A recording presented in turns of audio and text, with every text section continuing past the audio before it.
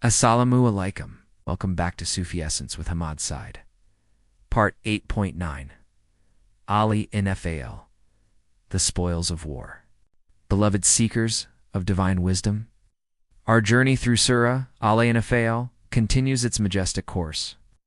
Following the narrative thread, from the spiritual battlefield of the heart to the physical landscape of defiance and eventual reckoning, we have just explored the magnificent contrast between divine planning and human arrogance, a lesson that exposed the spiritual bankruptcy of those who, in their blindness, challenged the Creator. Now, the verses before us turn to an even more direct and cutting critique of the disbelievers, exposing the hypocrisy of their actions, their futile efforts to obstruct the truth, and the inevitable consequences of their path. These verses are not a mere historical account, but an everlasting blueprint for understanding the nature of falsehood and the unwavering certainty of divine justice.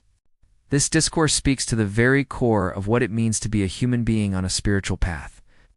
It is an exploration of the fundamental distinction between outer forms of worship and the inner reality of a conscious heart.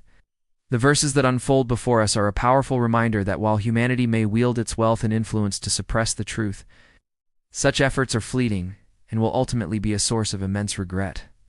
The narrative gives a momentous lesson to every believer.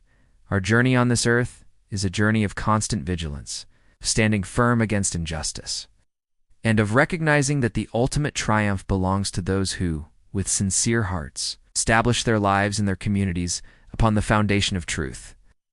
The glorious Quran states, Kanzul Iman, Quran, Al-Anfal, the spoils of war.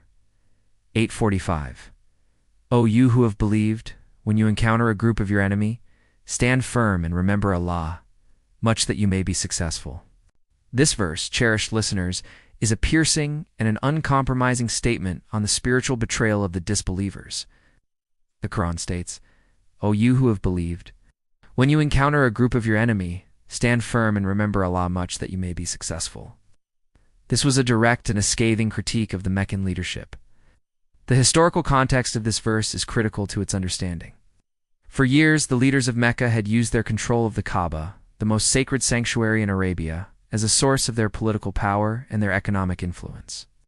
They had used their position not to facilitate worship, but to obstruct those who followed the new message of Islam. They had persecuted the early Muslims, preventing them from performing their rituals, and even from entering the city itself. Their actions were a direct violation of the sanctity of the Kaaba and the tradition of open access. That had been a norm in Arabia for centuries. The verse then adds a crucial and a central argument, and they are not its guardians? This was a direct challenge to their self-proclaimed authority. They had no divine right to be the guardians of the sacred mosque. The verse then states who the true guardians are. Its guardians are only the conscious of Allah, but most of them do not know. This is a clear and a beautiful statement on the true nature of leadership and guardianship. True guardianship is not a matter of lineage, wealth, or power. It is a matter of a conscious heart, a heart that is filled with reverence and a fear of Allah. The Meccan leaders, in their spiritual negligence, had no idea of this simple yet profound spiritual truth. Their guardianship was an empty claim, and their actions were a clear sign of their spiritual bankruptcy. Imagine the atmosphere in Mecca at that time. The leaders, with their elaborate robes and their powerful tribes, were standing at the gates of the city, turning away a small and a vulnerable group of believers who had come to perform their pilgrimage. They were doing this in the name of their ancestors and their traditions, completely unaware that their actions were a direct violation of the very essence of the sanctuary they claimed to guard. This was a direct and a humbling reminder that a person's true worth is not in their worldly possessions or their worldly power, but in the purity of their heart. Kanzul Iman, Quran, Al-Anfal, the spoils of war. 8:46. And obey Allah and His Messenger, and do not dispute, lest you lose courage and your strength depart, and be patient. Indeed, Allah is with the patient. This verse, dear listeners, is a stark and a cutting contrast between true worship and empty ritual. The Quran states, and obey Allah and His Messenger, and do not dispute, lest you lose courage and your strength depart, and be patient.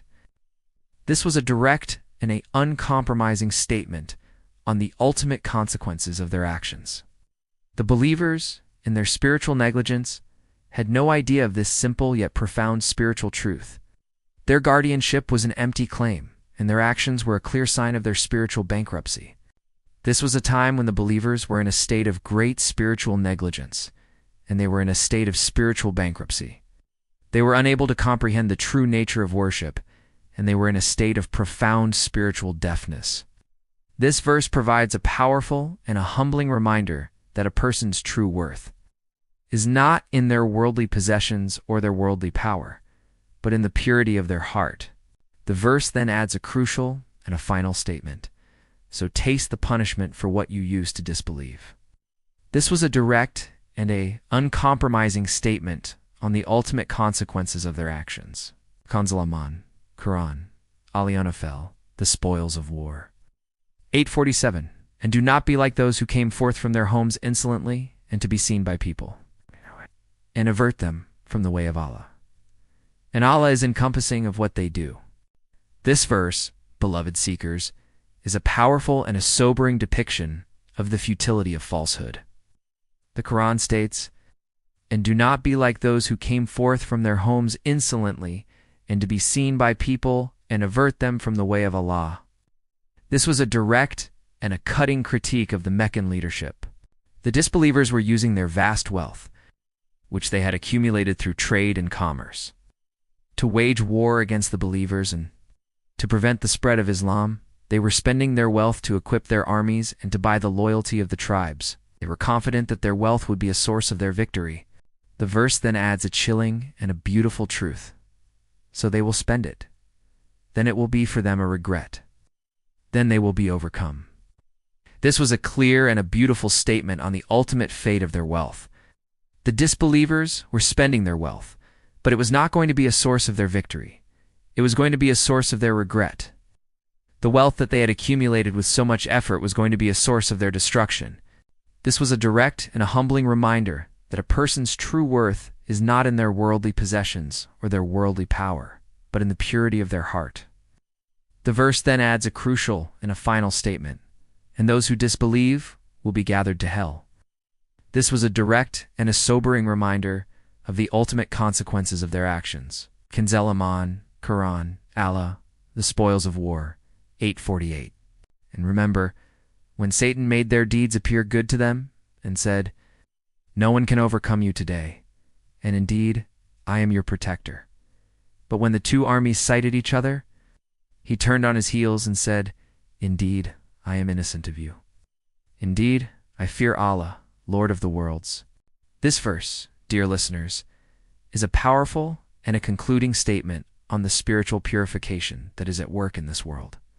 The Quran states, and remember when Satan made their deeds appear good to them and said, no one can overcome you today, and indeed, I am your protector.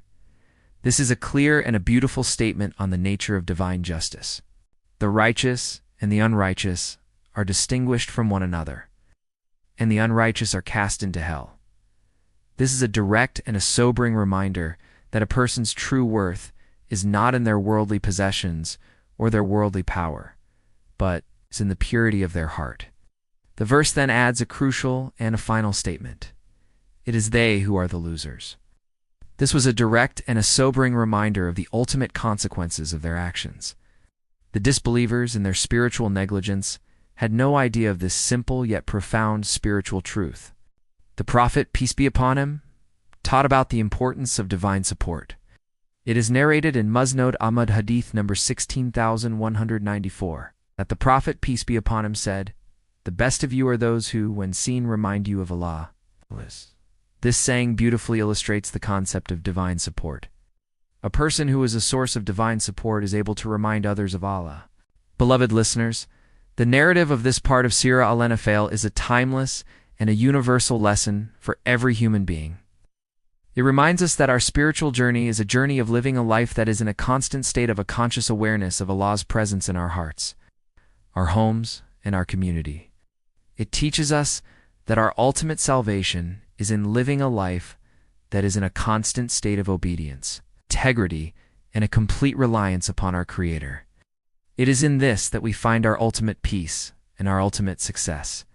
O Allah, who is the most compassionate and the most merciful, we ask you to make us among those who have a criterion for judgment, and to purify our hearts from the spiritual diseases of spiritual arrogance and of spiritual deafness. We ask you to make us among those who seek your forgiveness, and to protect us from your punishment.